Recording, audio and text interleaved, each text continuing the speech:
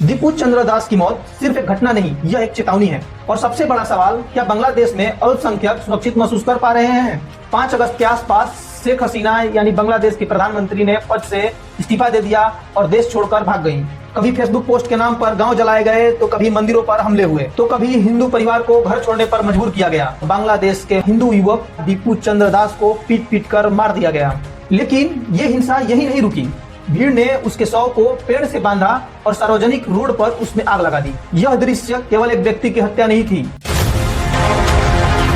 दिसंबर की ठंडी शाम और बांग्लादेश के मेमनसिंह जिले का भालुका इलाका। एक साधारण सा हिंदू युवक जिसकी उम्र मात्र 25 से 27 वर्ष थी, गारमेंट्स की फैक्ट्री में काम करता था। उसको ये नहीं पता था कि उसकी तस्वीर एक डरावनी मिसाल बन जाएगी। उस पर यह आरोप लगाया गया कि उसने धर्म विशेष से जुड़े हुए आपत्तिजनक टिप्पणी की। यह आरोप न तो जांचा गया, न ही साबित किया गया, लेकिन अफवाह ने सच से पहले ही आग पकड़ ली। कुछ ही देर में फैक्ट्री और आसपास के इलाकों में उग्र भीड़ इकट्ठा हो जाती है। पहले गालियां, फिर हाथापाई, फिर लाठी डंडे और फिर घसीटा गया और उसके बाद दीपू चंद्र दास को पीट पीट कर मार दिया गया। लेकिन ये हिंसा यही नहीं रुकी।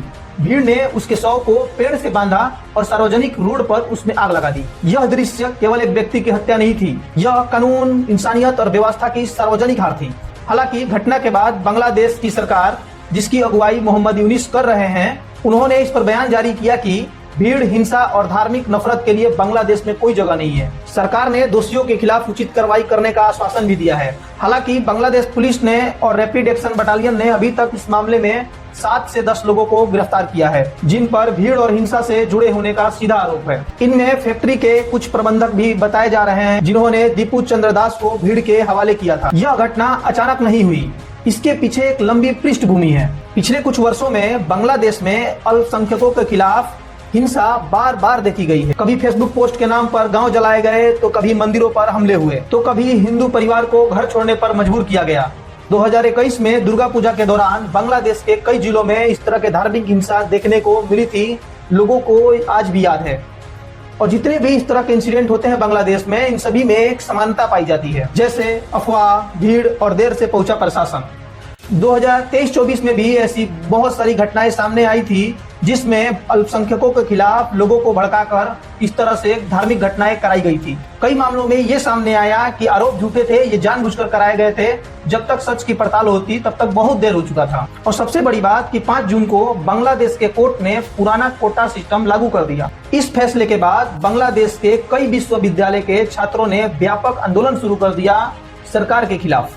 छात्रों की मांग थी कि जो पुराना कोटा सिस्टम लागू किया गया है कोर्ट के द्वारा, इसको जल्द से जल्द वापस लिया जाए। इसमें लगभग 56% नौकरियां कोटे में दी जाएगी, यानी सिर्फ 44% सीटों पर ही मेरिट लागू होगी। 10 से 15 जुलाई के बीच में बांग्लादेश के कई जिलों में अनगिनत दंगे हुए और पुलिस प्रशासन के साथ प्रोटेस्ट करने वाले लोगों के बीच में झड़प भी हुई। कुछ जगहों पर कई छात्रों की मौत हुई, जिसके वजह से आंदोलन और तेज हो गया और उस आंदोलन में छात्र के अलावा आम जनता भी पार्टिसिपेट करने लगी। धीरे धीरे सरकार पर दबाव बढ़ने लगा। सरकार और भी उग्र हो गई और लोगों के खिलाफ आंसू गैस के गोले के अलावा फायरिंग तक करने लगी। 5 अगस्त के आसपास शेख हसीना यानी बांग्लादेश की प्रधानमंत्री ने पद से इस्तीफा दे दिया और देश छोड़कर भाग गईं। लेकिन सवाल अब भी खड़े हैं, क्या यह एक सिर्फ घटना थी या फिर सिस्टम की कमजोरी, जहां भीड़ खुद को जज, जुरी, जल्लाद समझने लगती है? और सबसे बड़ा सवाल, क्या बांग्लादेश में अल्पसंख्यक सुरक्षित महसूस कर पा रहे हैं? दीपू चंद्र दास की मौत सिर्फ एक घटना नहीं, यह एक चेतावनी है कि जब अफवाहें कानून से तेज हो जाएं, जब भीड़ इंसानियत से बड़ी हो जाए, तो कोई भी सुरक्षित नहीं रहता।